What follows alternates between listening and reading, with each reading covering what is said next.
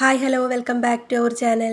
അപ്പോൾ ഇന്നത്തെ വീഡിയോയിലേക്ക് എല്ലാവർക്കും സ്വാഗതം. നമ്മൾ ഇന്നൊരു വെറൈറ്റി മാല തന്നെയാണ് കേട്ടോ ചെയ്യുന്നത്. ഒരു ഗോൾഡ് ലുക്കിലുള്ള ഒരു മാല കണ്ടപ്പോൾ ഞാൻ അതേ രീതിയിലൊന്ന് ചെയ്ത് നോക്കിയതാണ്. അപ്പോൾ നിങ്ങൾക്ക് ഇഷ്ടമായാൽ നിങ്ങൾ കമൻറ്റിൽ പറയാം. പിന്നെ ഞാൻ എന്താ എംബ്രോയ്ഡറി ചെയ്യുന്നുണ്ടായിരുന്നു, അതൊന്നും കംപ്ലീറ്റ് ആയിട്ടില്ല. അതിൻ്റെ ഇടയിൽ അതും ചെയ്യുന്നുണ്ട്. അപ്പോൾ ഒരു ചുരിദാറിന് വേണ്ടി ചെയ്യുന്ന വർക്കാണ്. പാറ്റേണൊക്കെ വരച്ച് വെച്ചിട്ടുണ്ട്. നെക്കിൽ ഞാൻ എന്താ ഈ ഒരു മോഡൽ ചെയ്തു. അതേ മോഡൽ തന്നെ നമ്മൾ ചെസ്റ്റിൻ്റെ പോർഷനായിട്ട് ചെയ്ത് കൊടുക്കുന്നുണ്ട്. അപ്പോൾ ഇതാണ് നമ്മുടെ മാല വരുന്നത്. ഞാനിതൊരു ഗോൾഡ് ഡിസൈനിൽ കണ്ടിട്ടുണ്ടായിരുന്നു ഈ ഒരു മോഡൽ. അപ്പോൾ അന്ന് അതേപോലെ ഒന്ന് ചെയ്ത് നോക്കാമെന്ന് വിചാരിച്ചിട്ടാണ്. അപ്പോൾ അതിനായിട്ട് നമ്മളിവിടെ എടുത്തിരിക്കുന്നത് അതുപോലത്തെ കട്ട് ബീഡാണ്. ഇത് എംബ്രോയ്ഡറിക്ക് വേണ്ടി വാങ്ങിയ കട്ട് ബീഡാണ്. പിന്നെ നമുക്ക് ഗിയർ വയർ വേണം. അതുപോലെ ഇതാണ് ഫ്യൂസ് സ്റ്റാർ, നമുക്ക് ബീഡ്സ് കോർക്കാനുള്ളതാണ്. പിന്നെ ഇത് ക്രിസ്റ്റൽ ബീഡ് ബ്ലാക്ക് കളർ, അതിൻ്റെ ചെറിയൊരു ബ്ലാക്ക് കളർ ബീഡും കൂടി എടുത്തിട്ടുണ്ട്. ഇനി നമുക്ക് സൈഡ് റിങ്, അതുപോലെ ഫിഷ് ഹൂക്ക്, പിന്നെ ഗോൾഡൻ കളർ ഒരു ഡിസൈനർ ബീഡ്. ഇത് പ്ലേറ്റഡ് ബീഡാണ്, അതുകൊണ്ട് തന്നെ അതിൻ്റെ ലുക്ക് നല്ല അടിപൊളിയായിട്ടുണ്ട്. ഇതുകൊണ്ടാണ് നമുക്കത് ഗോൾഡൻ്റെ ആ ഒരു ശരിക്കും ലുക്ക് കിട്ടുന്നത് ഈ ഒരു ബീഡ് കൊണ്ടാണ്. പിന്നെ വേണ്ടത് ഗിയർ ലോക്കാണ്. ഇനി ആദ്യം തന്നെ നമുക്ക് ഒരു സൈഡിലേക്ക് ഗിയർ ലോക്ക് ഇട്ടിട്ട് ഫിഷ് ഹൂക്കിനെ ഒന്ന് ലോക്ക് ചെയ്ത് കൊടുക്കാം, അല്ലെങ്കിൽ സൈഡ് റിങ്ങിനെ ലോക്ക് ചെയ്ത് കൊടുക്കാം. ഞാനിവിടെ ആദ്യം സൈഡ് റിങ്ങാണ് ലോക്ക് ചെയ്ത് കൊടുക്കുന്നത്.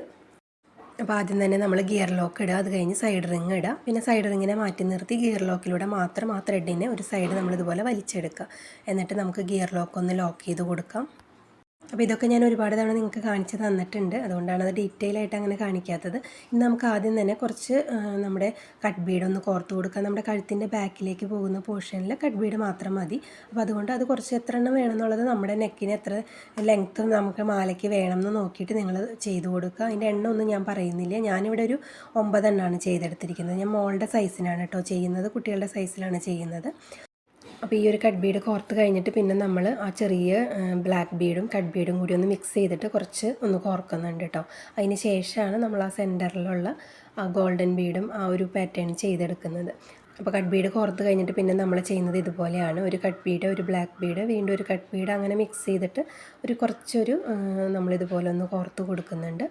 അതൊന്ന് നമ്മുടെ നെക്കിൻ്റെ ആ ഒരു പകുതി ഭാഗം വരെ വരുന്ന രീതിയിൽ, ഒന്ന് ഷോൾഡറിൻ്റെ അവിടെ നിന്ന് നിൽക്കുന്ന രീതിയിൽ ഈ ഒരു പാറ്റേണിൽ കോർക്കാം.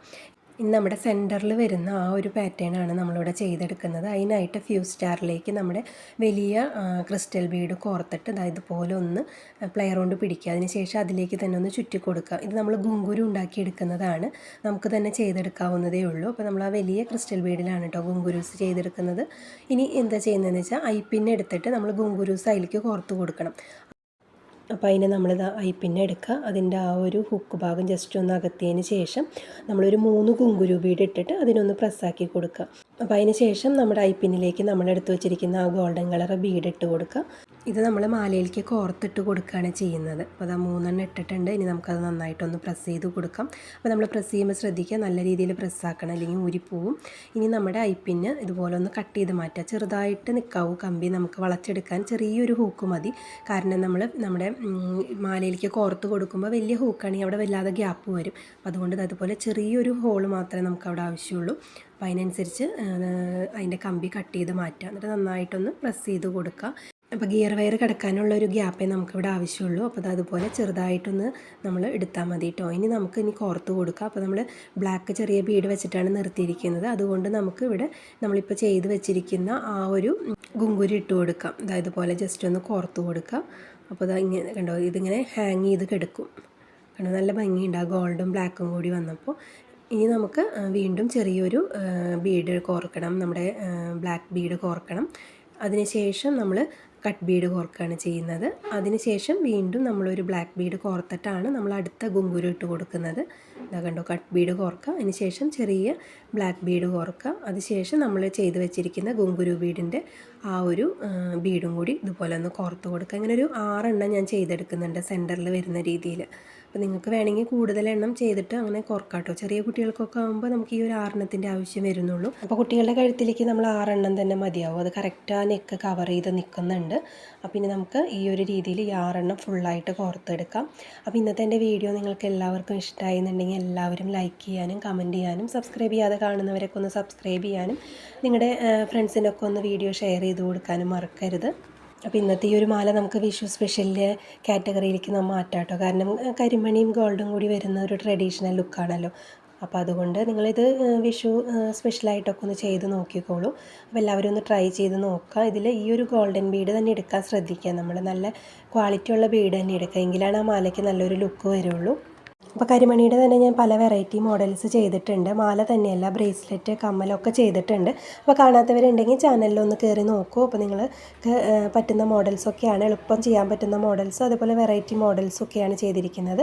അതുപോലെ തന്നെ ട്രഡീഷണലായിട്ടും അതുപോലെ നമുക്ക് വീട്ടിൽ തന്നെ ചെയ്തെടുക്കാൻ പറ്റുന്ന പല വെറൈറ്റി മോഡൽസും ആയിട്ടുള്ള ജ്വല്ലറീസൊക്കെ ഞാൻ ചാനലിൽ അപ്ലോഡ് ചെയ്തിട്ടുണ്ട്. കൂടാതെ ഹെയർ ആക്സസറീസിൻ്റെ വീഡിയോസും അപ്ലോഡ് ചെയ്തിട്ടുണ്ട്. വിഷു സ്പെഷ്യലൊക്കെ ഞാൻ ചെയ്തിട്ടുണ്ട് കേട്ടോ, രണ്ടിലും ചെയ്തിട്ടുണ്ട്. ഹെയർ ആക്സസറീസിലും ജ്വല്ലറീസിലും ചെയ്തിട്ടുണ്ട്. അപ്പോൾ കാണാത്തവരൊക്കെ ഒന്ന് പോയി കണ്ട് സപ്പോർട്ട് ചെയ്ത് തരാം.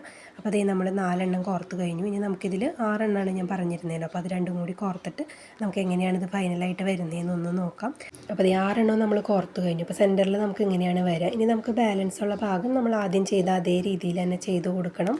നമ്മളിവിടെ ബ്ലാക്ക് ചെറിയ ബീഡ് എടുത്തിരിക്കുന്നത് ഷുഗർ ബീഡല്ല, അതിലും കൂടി കുറച്ച് വലിയ സൈസ് ബീഡാണ് കേട്ടോ. ചിലപ്പോൾ നിങ്ങൾക്ക് അങ്ങനെ തോന്നും, ഇതിൽ ചെറിയതായിട്ട് തോന്നും. അപ്പോൾ അത് ഷുഗർ ബീഡല്ല, അതിനേക്കാളും കുറച്ച് വലിയൊരു ടൈപ്പാണ്.